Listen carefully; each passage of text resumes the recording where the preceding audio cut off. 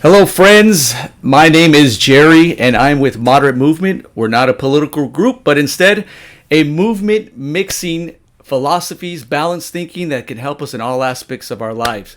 Today's guest, Mr. Dr. Michael Shermer, is publisher of Skeptic magazine, a quarterly science education, science advocacy group since 1992, I believe. Dr. Shermer has written countless books, including his latest book, Giving the Devil His Due. Dr. Shermer, thank you for joining us. Oh, nice to see you, and thanks for having me on. Before we start, we are recording this live. We're streaming it on our Facebook page. We'll be uploading this to various platforms, including YouTube and more. But during the live stream, we encourage you to post your questions in the chat so that we can share it with our guest. Before we start, Dr. Sherman, where are you located? I'm in Santa Barbara, California. Wow, how's the shutdown going on over there for you guys? It's pretty good here, actually. I think we have a total of 11 deaths in the last 3 months, and I think 1,500 total COVID-19 cases, at least since testing began. So, yeah, no, it's all good. The beaches are open. Parks are open. Playgrounds are closed, unfortunately, and I have a 4-year-old, so that's kind of frustrating for him. How's quarantine worked out for you? Well, for me, it's not very different. In fact, I'm rather enjoying myself because, I was supposed to be on a book tour throughout the west coast of the United States and then to the UK and then Germany. Mm-hmm. And my wife's from Germany, so we go there every year anyway. So I would now be sitting on a plane somewhere. And frankly, I don't really miss that. I've been traveling for 25 years. I've been doing maybe 15 to 20, 25 public talks every year for 25 years. And, I really don't miss that. And most of my work, editing articles, writing articles, doing research, it's pretty much just done right here in my office and by myself. And I ride my bike a lot, pretty much every day, 2 to 3 hours a day. I work out on my bike, and I miss the group rides because there's no more group rides. But I probably half the time I ride by myself anyway. So, right. And I consume a lot of audio content, audio books, podcasts, teaching company courses. So, most of that's done by yourself. Yeah, absolutely. My life has really not changed much at all. I see people on the news that are really suffering. I feel bad. Yes. Some of us have been lucky because we probably, like yourself, I'm a digital nomad. We work online. So being at home is normal for us, Yeah. I'm very thankful for that. I'm very grateful. Are you guys going to be, you guys already opened up your state in California? California is just a slow rollout. The rules are still in place, but apparently they're not being enforced. Like at beaches, for example, you're supposed to have a face mask on. Almost nobody's wearing face masks. How's that going to work with a tan line, I don't know. You're going to have a funky, weird tan line. Well, you're supposed to use sunblock. But, just reading that sunblock, pretty strong, the 50-100 UV blockage number also blocks the production of vitamin D. Vitamin D, which is supposed to be good for COVID-19. But I don't know. I think it's time to start to slowly roll out. I think so. The society. It's just too much now. I was telling a friend today that, some of us are expecting this immediate start where everything's going to go back, where we reach zero infections. It's not. We've already started the normalcies. This is going to be a different world that we're living in. Yeah, now we're going to have probably this particular coronavirus for many years to come. It's not going away. It may mutate and become more like a common cold. A third of all common colds are a coronavirus. Mm-hmm. Another third are the rhinoviruses, and I forget what the third is. But in any case, this is the sort of thing we've been dealing with for a long time. So the changes that may be permanent are like no more handshakes and hugs. That's too bad. That's too bad. Touching, which is important because we're a very social primate species, and all other primates, they groom. They spend a lot of time grooming, mm-hmm. and that touch is important. And so we may lose some of that, even with the vaccine, because again, there's other coronaviruses. This isn't the only one. There's a lot of them. So it may be that we get sick less often because of that, which is a good thing. There was a study published just before the whole pandemic started, I think it was November, December, on the average body temperature having declined over the last century. Wow. And so in other words, 98.6 is no longer normal. It's more like 97.6, something close to that. Now, the author's explanation was that, their theory anyway, is that we're getting sick less often than we used to in the 19th century. And a lot of those illnesses are inflammatory illnesses that cause your body temperature to go up. So it could be, as a species, we're just getting less sick, and therefore we're not as hot, running as hot. Do you feel we're not being exposed to stuff as much? No, vaccinations. Okay. Oh, vaccinations. Okay. And public health, and so much better. I mean, the whole idea that we're living twice as long as people did a century ago, that's only true demographically in large numbers on average. I mean, there was people that lived into their 80s and 90s in the 19th century, just not very many of them. And now more and more of us are getting up to the upper ceiling of about 120 or so, and so that's a good thing in terms of quality of life. Just from a utilitarian calculus of more people having higher quality, longer lives is a good thing. It's morally and in terms of human progress, that's good. And so that could happen more and more as we become more sensitive to the reality of communicable diseases. I do worry about the anti-vaxxers. I mean, they were all. I was going to bring that up. Yeah. I mean, it was so predictable. I mean, they pretty much glom onto any kind of public scare like this and say, "Aha, they're going to try to, chip us with a microchip when they're vaccinating us. Don't do it." They've been talking about this for decades. I mean, we've been tracking the anti-vaxxers since the 90s, and they just keep moving the goalposts. They're against vaccines, period. It doesn't matter what the evidence is. They just keep changing the argument. So that's worrisome because not everybody can get vaccinated. So assuming we develop a vaccine for COVID-19 and it works, not everybody will be able to get it for medical reasons. Some very old, some very young, some with certain pre-existing conditions that can't get vaccinated. So those people will depend on the rest of us being vaccinated. This is the so-called herd immunity.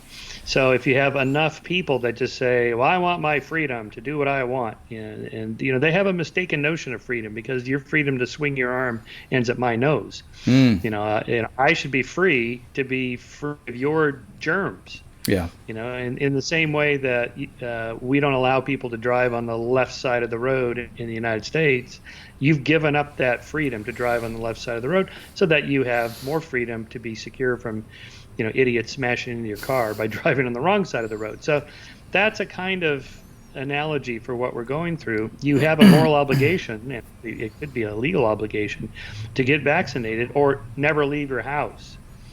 So the arguments I made against the anti-vaxxers before the pandemic was, who made the argument, it's my child. Why should I let the government, tell me what to do? And the answer is, okay, you don't have to.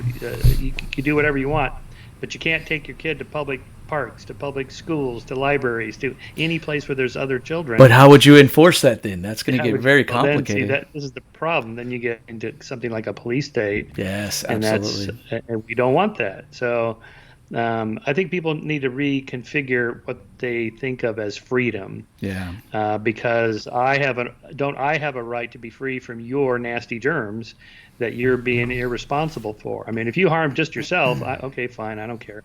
But if you harm me by your inconsistencies and your irresponsibilities, then that's not right. So anyway, I think we're going to struggle to find the right balance here. In one of your books, you talked about helicopter parenting. I think in your do you feel like that has encouraged people's immune system to go down, or we don't get it as dirty? I did wonder about that.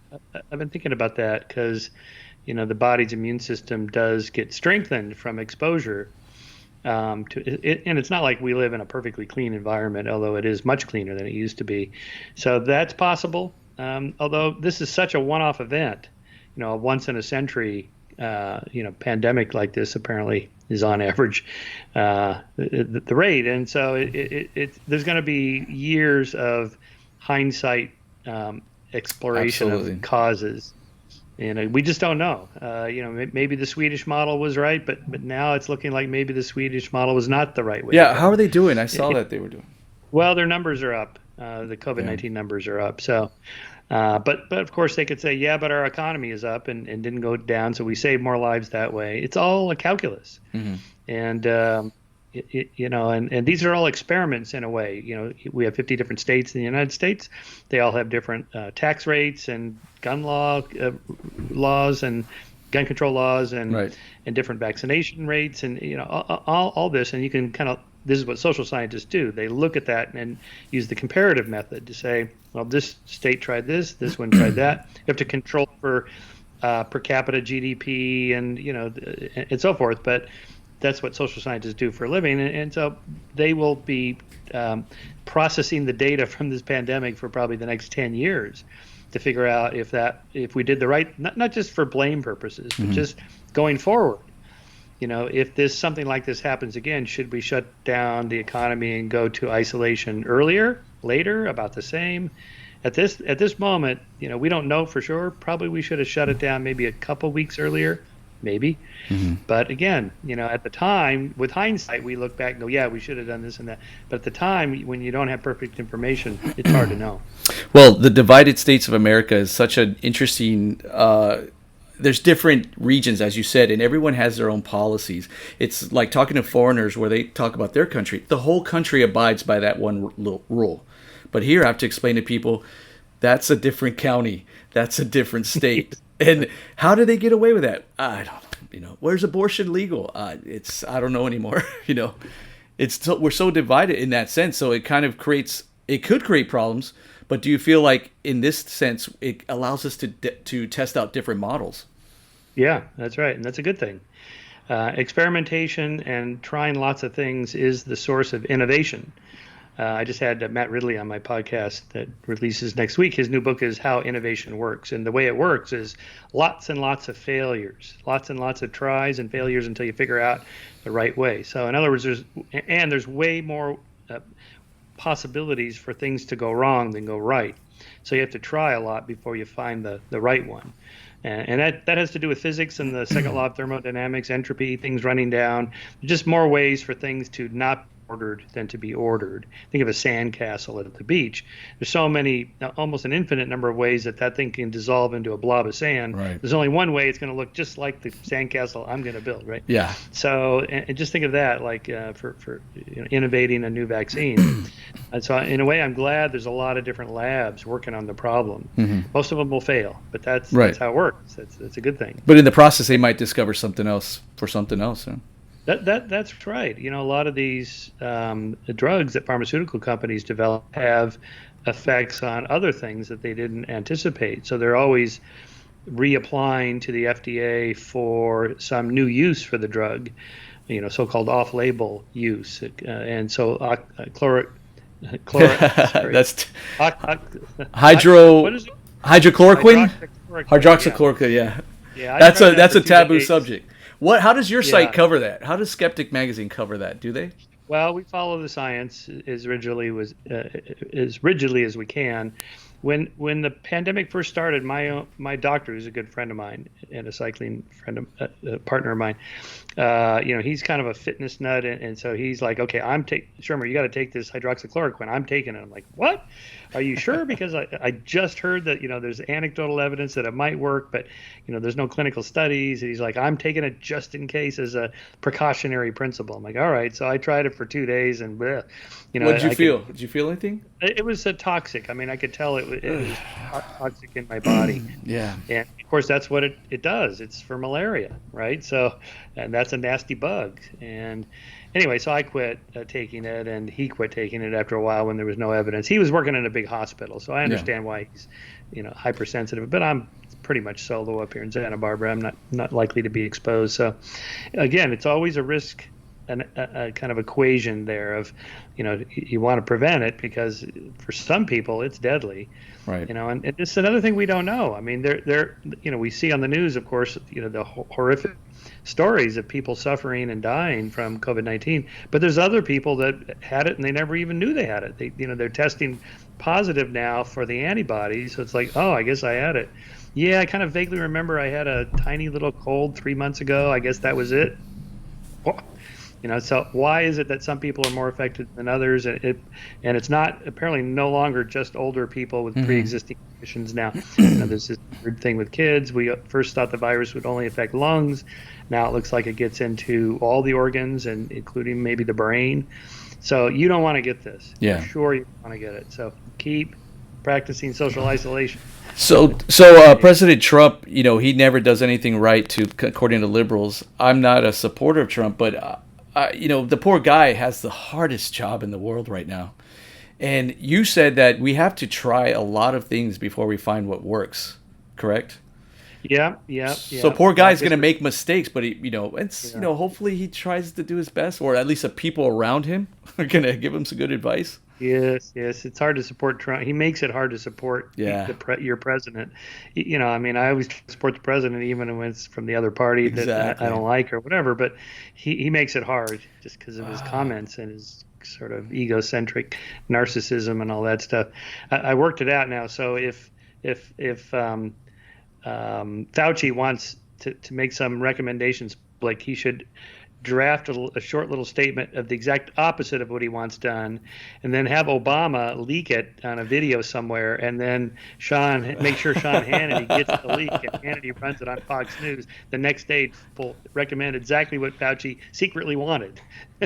You're on to something there. You're on to something there. and that really, it's kind of funny, but it's actually kind of true. Yeah. And that's unfortunate because this is one of these moments where we should be coming together, not being even more divided than we were. He has a thin skin. I'm old enough to remember Nixon. Nixon hated the media because they pounded on him, but they pound on everybody. That's what they're supposed to do. And the thick-skinned people like Obama, no drama Obama, he was pretty oblivious and impervious to. It was cool. He was a cool cat. He was cool. Yeah. Carter was pretty good about this. Johnson knew how to push back. But Nixon and Trump, they get mad. I mean, you can see they get.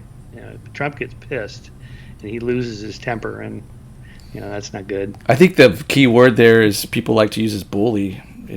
Bully, yeah. And he controls the pulpit, so to speak. Right. So tell us about Skeptic magazine. What are you guys covering a lot right now? Because everyone's talking about what we're dealing with. Are you guys having to focus on this a lot? Well, now? the COVID conspiracists are dominating the world at the moment. It's 5G or it's Bill Gates. 5G.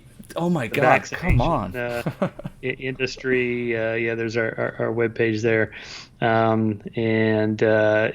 it's just too much. It's just crazy, so there's kind of a perfect storm for conspiracy theories, which I've covered a lot in Skeptic of pre-COVID conspiracy theories. This is more rampant than I've ever seen. Oh, it's crazy. The QAnon, deep space, you could type in conspiracies or, deep state. Let's see if we have. 5G?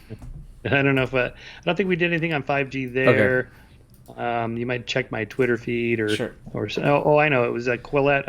I wrote an article for. I'm trying to diversify our audience through different venues. But actually, maybe if you type in maybe COVID-19, you might try that. See what pops up. It's hard for me to know my own website. There you go. There's more stuff there. Okay. The price. Yes. That's a very taboo subject, right? Yes. Well, Howard Friedman there, he works as one of these statisticians on calculating the value of a human life. That's his book right there, Ultimate Price. I mean, it's one of those conversations no one wants to have. We were trying to have it a couple months ago with shutting down the economy has a cost, and so therefore we start talking about what's the value of a human life, and people were just appalled by that. But in fact, we do it all the time. Yeah, we've been doing it for a long time. Every court case where somebody was killed by an automobile accident and the automobile company is sued and there's a settlement, well, there's a price that the jury or the judge or somebody has to determine of what the value of the loss of that loved one's family member and how much is it. Well, that's what Howard does. And so we're kind of making that calculation in a way with COVID-19 and shutting down the economy. I think the number the low end was $200,000 Yeah, that's a good per question. person. $200,000 per person, That huh? that was for 9/11. The 3,000 people died in 9/11. The government paid them out $200,000 each for each person who died. Okay. The higher end is, I think, 10 million. I think is the most ever paid Yeah, by right here. an insurance company or something like that. Yeah. So yeah, it's an interesting question, I heard but we have to medical. Go ahead. understand. I've heard Oh, that that's insurance companies were also giving the option, and I don't know if they're actually doing this, but it was an option on the table where if your father is he's terminally ill, and we can proceed with all these expensive procedures that are going to cost like $500,000, or we can give you a check for 200,000 right now. Let your, spend it with yeah, your family. So there's a yeah, price there, yeah. right? Yeah, I don't know if anybody would actually do that, but it's a kind of a game theory analysis of pretty much everything we do has some risk, and we're always like with the issue of pollution. I don't want any pollution. Well, you would never leave your house. You'd spend your entire life cleaning your house. Every little dust bunny in the corner. We're willing to tolerate a certain amount of pollution, just because that's the byproduct of living. Right. Now, but there's some number where we don't want to go over that. So we have emission standards for automobiles, for example, and we do that with everything. And again, we're going to be willing to tolerate a certain number of deaths from COVID-19 in order to get the economy going again. We're doing that. I mean, as we're reopening, the day we're speaking here, most states are reopening partially, and so basically what they're saying is, well, we flattened the curve, and really all that meant was to prevent an overwhelming Inundation. number of people flooding the healthcare system, but it has nothing to do with like we're all going to be okay now. No, No, right. the virus is still out there. But basically, what we're saying this week is, all right, that's enough. We're going to accept, however many hundreds die each day from COVID-19 from here on out. Let's hope it gets number gets lower. Let's hope the vaccine comes soon. But we're opening up. Period. And it's the same kind of thing with automobile accidents. It's still around 35,000 die a year in automobile accidents. Primary cause, lack of seatbelts, drunk driving, speeding. We've gotten much better at that over the decades, say since the last half century, with seatbelts and airbags and other safety features on the roads and so forth. So the number of deaths per miles driven, I forget what the number is. Billions of miles are driven every year. Maybe it's trillions, and the percent that die from that has gone way down. But the raw number is still high, 35,000. Well, we could reduce that by 90% tomorrow by making the upper speed limit 25 miles an hour. Right. That's it. That's the fastest anyone's allowed to go anywhere. Well, people aren't going to put up with that. They're going to say, no, I'm going 25 miles an hour. Too bad. And so we make those kinds of calculations. So what type of group, or is it a political side that's choosing this, like life over economy over numbers? Do you feel like it's politically divided? Yes, it's politically divided. Although, if you take Trump out of the equation, I think most Republicans, Democrats are close to being on the same page. Democrats want to stay closed a little bit longer and just print more money. I've seen that. Which, I have some sympathy for Andrew Yang's arguments for a universal basic income a little bit. But the problem is that just printing money is going to lead to inflation. You can't do it. There's just basic econ 101 issues with that. So we can't just keep doing that, even though I think it's probably a good thing, at least for this hurdle, because there's no mystery of why the economy's collapsed. We know exactly why, because we told everybody's home. So it's not like we need an economic Manhattan Project to figure out what went wrong, like after the Great Depression for 75 years. This is what economists write books about. And they don't agree on what the cause of the Great Depression is. Well, we know what the cause of this one is. Yeah.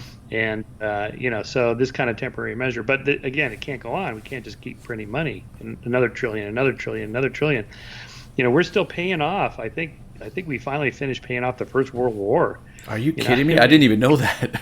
Yeah. I don't think we've finished paying off the Second World War yet, much less Vietnam and Korea. We're still Iraq. paying off Yeah, we'll be paying off Iraq for probably the next century. And then the bailouts too, probably, right? In the bailouts, absolutely. The '08 bailout, that was almost $1 trillion. Well, we've just quadrupled that in the last 2 months. So, Yeah. wow. Didn't they So, say also that crime went down as well in different cities, or crime? yeah, Like, yeah, that's right. Right. Fewer people out. and Mid-pandemic. less Yeah. murders and stuff like that. Yep, that's right. Yeah, so those are good things. I also think higher education could change a bit. That is to say, I don't think social isolation works for small seminar type classes or lab classes where you need to be where the equipment is and where the professor is. But the kind of thing I do, just sitting here yammering away at the chalkboard, giving a lecture, and the students are out there, listening. Well, I can do that from where I sit right here. I do Right. that. I've been making recordings here of my lectures with my PowerPoint. I use this Panopto system that Chapman University has. Most universities have, actually. Split screen. Here's my slides. Here's me talking. The students watch Were it. you prepared with that knowledge of using that before this or during No, this? I never done it. No, I knew nothing about it. So you jumped on it. They closed the campus and said, "Here, Yeah. use this system, and good luck figuring it out." It's like that took me a while to kind of. It's pretty simple actually, but if you don't know anything about it, it's not intuitive. But in any case, it's all right. So, but that kind of thing, just all it is my transferring knowledge from my head to your head. And that can be done any number of ways remotely. We don't have to be in a brick and mortar building together. Now, classroom discussions like that we have on some of the great philosophical issues, free will and determinism, or God's existence, or moral issues, where the conversation is ricocheting around the room and people are talking over one another and looking at each other and doing this and that. That's really hard to do by Zoom. Yeah. You have to put up a virtual hand, like, here, I want to say Press something, that button. because you push a little button, and that's just not the same. So, that won't change, I think. But it's possible that the glut of administrative budget in college and universities, which has gone way up in the last 50 years. Like the percentage of students to professors has not really changed since the 60s. But the percentage of administrators, deans, and interesting. presidents, and so forth, The that's bureaucracy. gone way up. Bureaucracy. Now, the number one cost for any business or organization is payroll. You got to pay people, and not to mention health care and benefits and life insurance, and all that's built into there. It's expensive to hire people. And so if you're hiring more and more people, but they're not teaching students, they're doing something else. Like these deans of diversity, what do? They run around looking for, issues of unfairness or hate speech, or, monitoring the safe spaces, or, trigger warnings. I don't know what. It's crazy. Well, About that. that's what we want to segue into. Tell us about your book. Yeah. So the book is really a pushback against that. Here it is. Giving the devil his due. So the devil is whoever disagrees with you, whoever you don't like, whoever you think is everyone else wrong, is the devil. Moral, hate speech, everybody that is different from you. That's your devil. And the reason you should give them their due is for your own safety's sake. Because what happens when you're in the minority position? What happens when you're pushing back against the mainstream? What happens if you disagree with what the masses or the majority says, and you've signed off on censorship? So why shouldn't they just silence you? Right. So this is why, ultimately why, for our own safety's sake, we need to really enforce the idea of free speech. But enforce is not even the right word. Just don't enforce censorship. Just stop it. And so in your book, there's other reasons. Go ahead. Sorry. Yeah. Well, I was going to say there's I articulate a dozen reasons why we should do this. You might be completely right, but by listening to what other people have to say, it strengthens your own arguments. Mm-hmm. You might be partially right and partially wrong. You correct your errors by talking to other people. None of us are omniscient. We don't have perfect knowledge, and most of the decisions we make and beliefs we hold are held based on insufficient information. So it's good to talk to other people, engage with people who disagree with you. right? So we've Right. seen this thing about the, social media bubble. Everybody's in their own little bubble, just Their echo reading, chamber. yeah, the echo chamber. You got to get out of that. I mean, I force myself to read op-eds from the New York Times and the Wall Street Journal and the LA Times. I do that pretty much every day, Do you ever jump to and it's Fox? amazing. It's amazing how I can be reading about the exact same incident or event that happened, and it's like I'd never thought of it that way. Yeah, yeah. This would have never occurred to me. So it's like, I'm glad I read that. So and that's just sort of a little microcosm of the way we need to do that.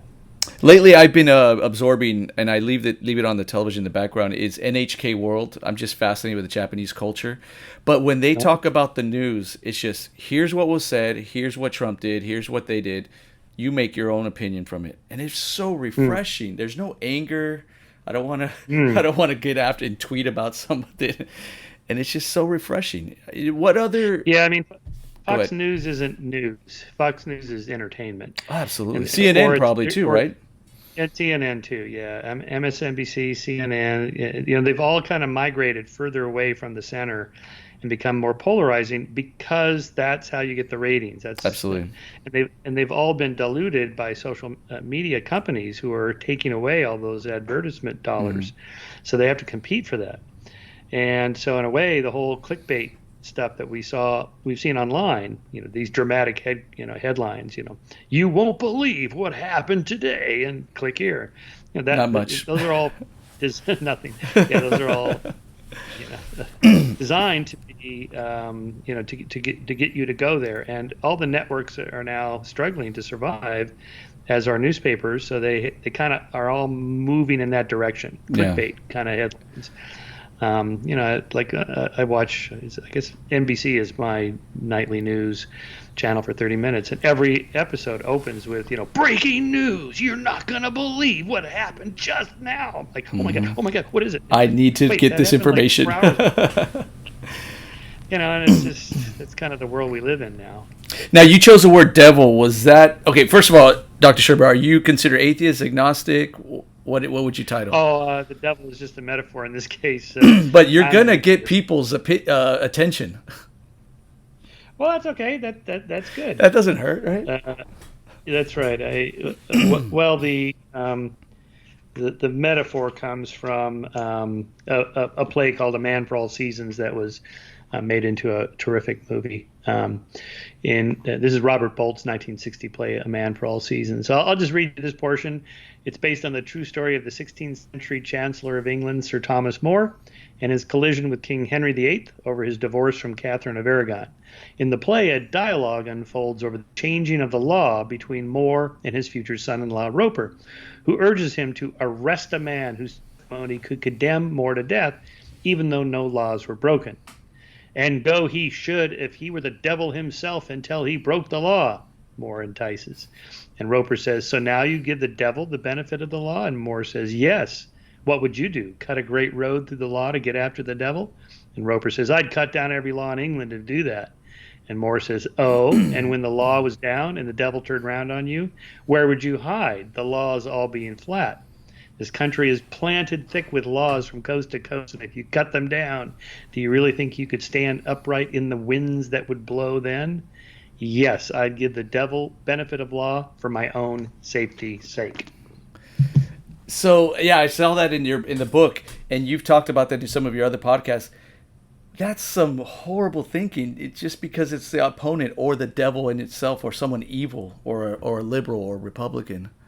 Well, that's right. Everybody, in our polarization, it's not just that we disagree with somebody, and that we respect them, they respect us, we go our separate ways.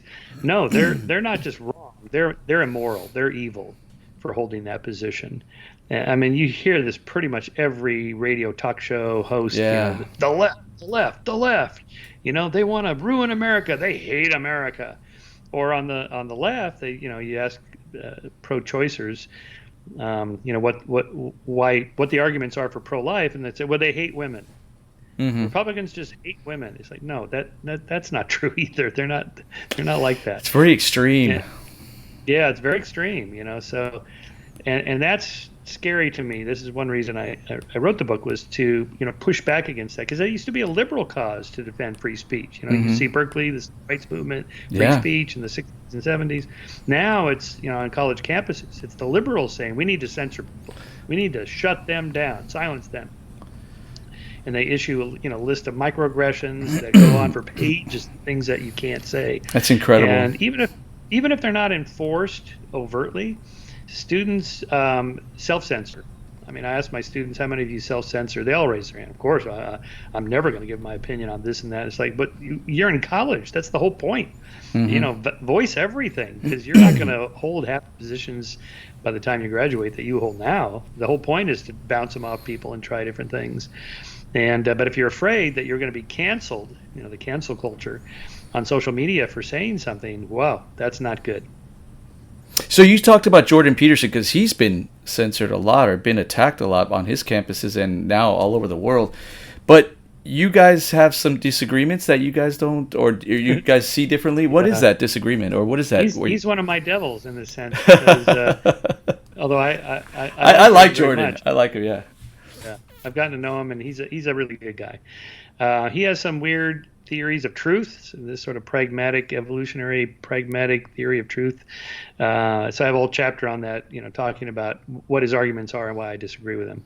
But nevertheless, if you pull back a little bit from that and think about his idea of archetypes as a kind of truth, that is, certain archetypal ideas that come up over and over in literature, there's a reason for that, because they hold a kind of truth value to them that we can learn about human nature, human society, and so on. And I think there's value in that. And in any case, he's not a rabble-rouser, professional contrarian, just out there to poke the hornet's nest or, cause the snowflakes to melt on college campuses. Right. Somebody like Milo Yiannopoulos. I was going to bring him up. He wants to instigate. Yes, when he was at the peak of his fame and doing his college campus tour, and all the students, the liberal students, were just going crazy, just having these paroxysms of screaming matches at him and so on. It's like, if you really want to hurt Milo Yiannopoulos, just ignore him. You said that, ignored him, right? Yeah. I mean, as a public speaker myself, I can tell you there's nothing worse than a half-empty auditorium. It's embarrassing. But you have a full auditorium with people screaming at you, with marching outside. He bathes in that. He loves that. Yeah, totally. Yeah. So anyway, that's the idea that it's always been a liberal thing to defend free speech. It was conservatives that were all over the cultural map about rock song lyrics and Madonna's videos, banning books. Banning books, and now conservatives, they're the ones defending free speech. It's like, what happened? This is a kind of a massive reversal of that trend. So I want to go back. I'm trying to tell my liberals friends, liberals need to own the First Amendment like conservatives own the Second Amendment. They pick up a gun. Well, like you said, a book is it could be very influential. It's like a weapon, they say, right? Like in a good way. Yeah. One of the things I was wanting to ask you is if you have a lot of colleagues, like you said, Jordan Peterson, where you really respect, but when you have a difference in opinion, and mind you, you guys are professional speakers and authors and stuff like that, but in our Facebook world where we're just average workers, working, how should we approach our colleagues? Should we ignore them if they post something, or should we in a balanced fashion approach them and say, hey, maybe this is not the best way? Because you can lose friends that way too. Yeah, I like that approach, the way you said it. I think respectful disagreement, pushing back. I mean, following certain rules of engagement.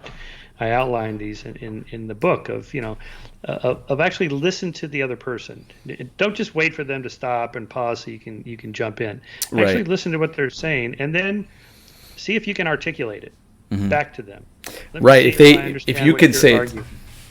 Are you arguing boom, boom, boom, boom, boom? And then usually they'll go, well, no, not really. Actually, I'm arguing this over here. So then you got to, what exactly are we talking about? And that has two advantages. One, because usually communication is not that clear, and two, it gives the person a chance to correct their own beliefs. Maybe when they hear it fed back to them, they think, "Ooh, that sounds kind of crazy. Maybe I don't want to actually believe it that way," and they change their mind on the spot. Right. But also, it has the effect of this guy's actually listening to me. He must respect me. Everybody wants to be respected and heard. Right. So, those are some real, kind of basic tools. Leave emotion out of it. Don't call somebody Hitler. Oh God, or Nazi. Or Nazi. Trump's not a Nazi. He's not Hitler. Come on. And maybe that's the most extreme example. There are real Nazis, and we defeated them in the 1940s. They're gone. Okay, we won that one. Any case, that's the kind of thing that shuts conversation down. If you're nasty about it, if you're and also focusing, try to stay focused on the facts, because that's usually what's in dispute. But often underlying the facts are worldview beliefs that the person may feel is challenged. So when I engage with a climate denier, for example, or a creationist, I know that the issue is not evolutionary biology or climate science. The issue has to do with, in the case of creationism, religion. In the case of climate science, politics. Climate science became affiliated with the left because of Al Gore's film, An Inconvenient Truth, and he was the vice president of the Liberal Party, the Democratic Party. So that climate science then became a liberal cause that conservatives have to be against, in their mind. And a lot of religious people feel like, well, if I accept that Darwin theory thing, evolution, then I'm going to be an atheist, and I don't want to be an atheist. Do I have to choose between Jesus and Darwin? Yeah. Because if you give somebody that choice, they're not picking Darwin, right?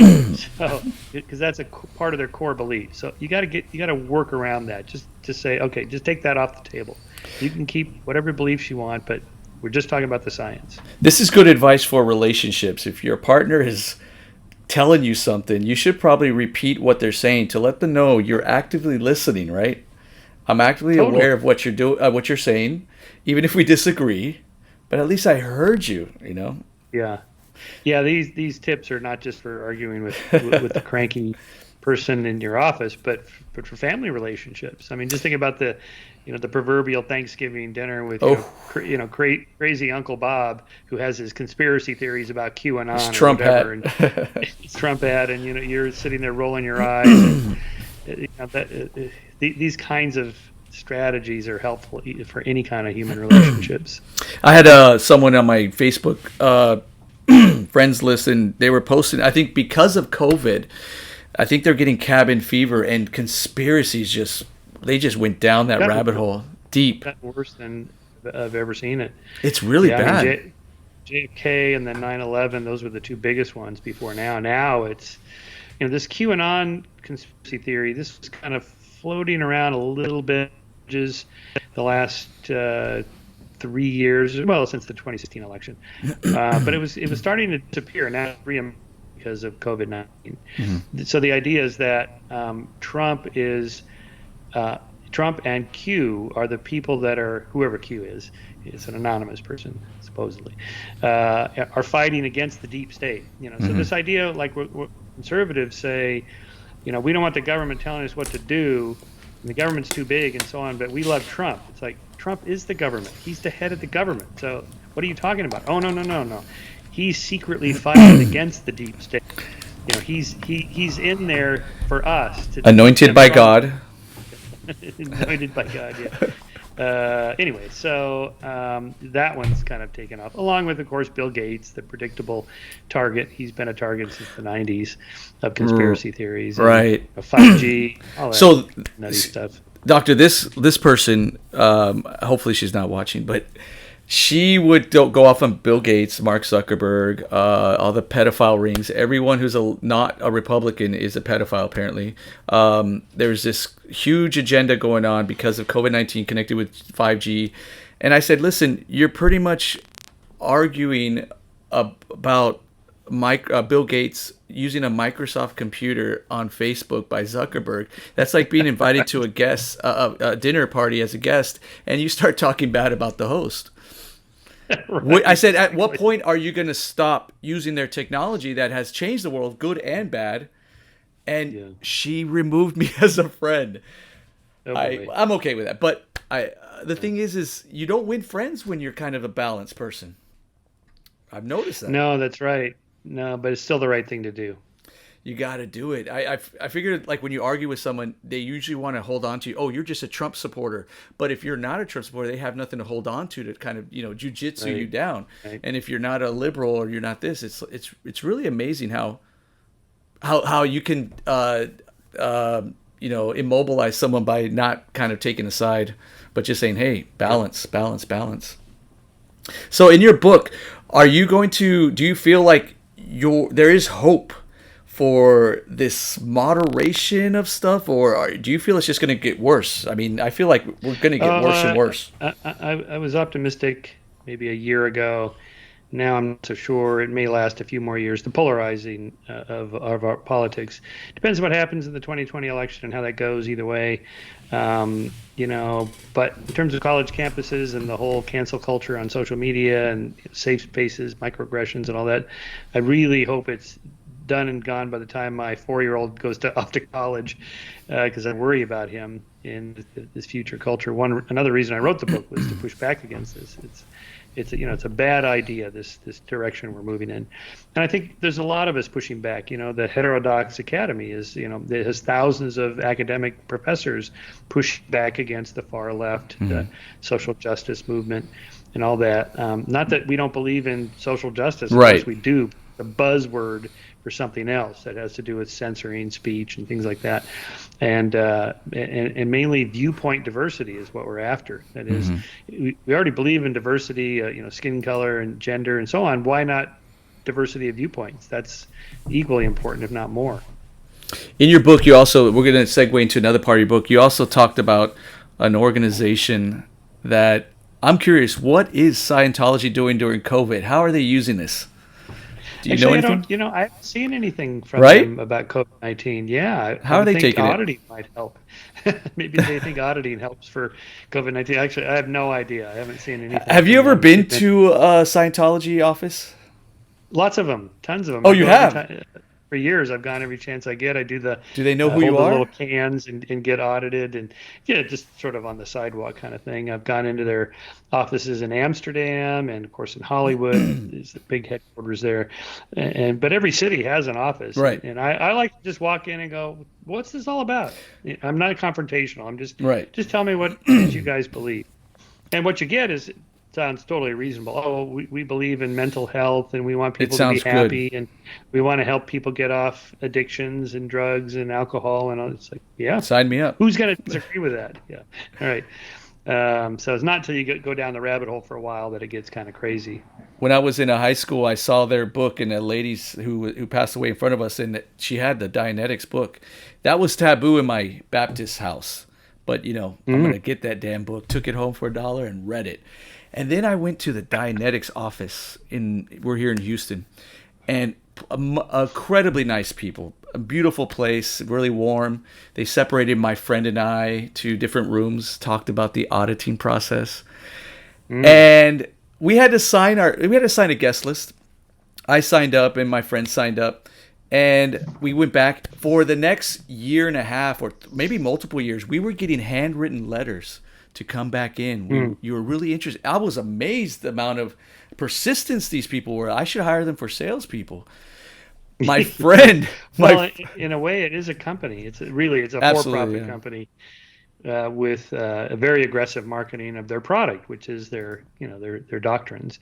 So the fact that they're a religion, as far as the IRS is concerned, really, it's only because the IRS gave up trying to get them to pay taxes and lose their nonprofit status as a religion, because Scientology sued them, I don't know, 2,500 times or something, just incredible. And but no other religion has copyrighted theological doctrines that you don't get to know about until you've purchased the courses. Be like being a Catholic and not finding out about the resurrection of Jesus until 10 years into your commitment of paying the church for all the Yeah, how do you back classes. out at that point? Yeah, so it's like, I mean, I get why they want to not have to pay taxes. Who likes to pay taxes? But Right. if we're going to be consistent, then that's not fair. So if I'm talking to a friend and they're religious and I'm an atheist, and we're talking about our beliefs of what's going to happen when we die, does it matter at some point when reality will play out no matter what? For instance, if my friend is arguing that gravity is not real and I'm saying it is real, it doesn't matter. She's going to be affected by gravity, right? Yeah, So, that's right. Take her up to the top of a building and say, "You go first." well, there's your flat earth people too, right? So at some point, Yeah, we're going to find out what the truth is. No one knows. yeah, that's right. Yeah, that's right. Well, I mean, there are ways to deal with these people. I mean, just talk about facts. And actually, most people have a hard time articulating why we know the Earth is not flat and why we know it goes around the sun and not vice versa. I mean, this is not that simple. So this is one of the things we do with Skeptic. You'll see right there above me. We just didn't that issue's on conspiracies. The one before that is on the flat earthers. Here are the arguments that they make, and here's why they're wrong, and here's how we know the Earth is not flat. Okay, so we go through all that, and then we have an analysis of, well, why is it they believe this? Who are these people? And so we mix it up that way. So, you know, I was trying to think. There was a question that I wrote down, but I couldn't find it. So ultimately, there with politics especially, there's never going to be one party and one leader that's going to make everyone happy. We have to make tough decisions, and people are going to be affected. Correct? That's right. So how do we teach I mean, our young people that, hey, life's hard. You're not going to win. You're going to win some. Yeah, you gotta back to the helicopter parenting. There you Not go. too much helicopter parenting. And you have to let the leash out a little bit. Yeah. And part of the problem with that was back when the helicopter parenting thing started in the late 80s, early 90s, and really took off after that, was because there was a huge increase in crime in the 60s and 70s, such that by the 80s it looked like we were on our way, sort of bedlam of society where criminals were running the show, and every politician had to run on order. I'm going to hire more police, and we're going to lock them up, and so on. And so by the time the three strikes law and all that stuff happened, crime started to go down, but the culture was moving in the opposite direction. The milk carton kids, kidnapped. Here's Johnny on the side of the milk carton. Call if you've seen him. Well, it turns out 99% of kidnappings are by one of the parents in a divorce settlement. Oh, wow. Yeah, they take the kid for the weekend and they don't bring him back because they're pissed off at the other spouse or the lawyers or whatever, and that's a kidnapping. Yeah. So it's not like if you let your kid walk to the local park, he's going to be kidnapped. Chances of that are very, very slim. So it's just knowing the numbers, knowing the facts makes a big difference. So what do you feel Skeptic Magazine is going to have to probably be covering the next couple months before election? Are you guys going to touch on some of these conspiracy theories, COVID, politics? Yeah, I will be doing stuff pretty much every issue. And, we have eSkeptic that's for every Tuesday morning. And so we try to cover a lot of that along with my podcast. And if people want to find out more information about you and follow you, I think here's your book on screen right now. Yeah, there's Amazon. Yeah, that's a good place to get it. If you want it signed, go to skeptic.com and just type in my name or type in Giving the Devil His Due. And we have signed copies at the office. We're still open, although isolating. I'm working from home. But we still have mail shipments going out and so forth. And you can subscribe there to the magazine as well. Okay. So this is all that, and that's the best way to connect with you and kind of read what you're doing and what you guys are behind. Yep. Well, okay. michaelshermer.com is my personal webpage that has links to my books and whatnot. This is one of your books as well, right? Oh no, this is actually the magazine. That's the current issue on conspiracy theories. Oh God, I need to read that. Do you guys just talk about? Do you guys just talk about deflecting the rumors, or do you guys talk about how to handle these how to respond to people? Yeah, okay. we respond on all levels. Yeah, what to say to somebody that sends you the plandemic video. Okay. That's an example. Yeah, that one too is. So here's the thing: is the government and corporations capable of malicious intent? And there has been in history, correct? Well, of course they are, and they do, but it's usually very targeted. Here's the analogy I use. Most conspiracies have to do with something very narrow and focused, like insider trading, Volkswagen cheating the emission standards, or there you go. Pharmaceutical companies, right. Lying to the FDA. We know why they're doing it, to make money. Sure. Okay. Elected if you're a politician or whatever, but this idea of world domination. Okay, we're gonna this run huge the coordinated effort. These are not possible, so they're not true. That's going to take a lot of people to coordinate to if they're kind of planning this world domination, right? Exactly. Dr. Shermer, thank you for your time. We're going to be sure to link Jerry. all your pages and all your link to your book. I have the ebook. I hope that still gets to you because you released it, and it's not your fault, but at a really difficult time. But I made sure that I jumped in on that and supported you. Okay, good. I'm glad. Yeah.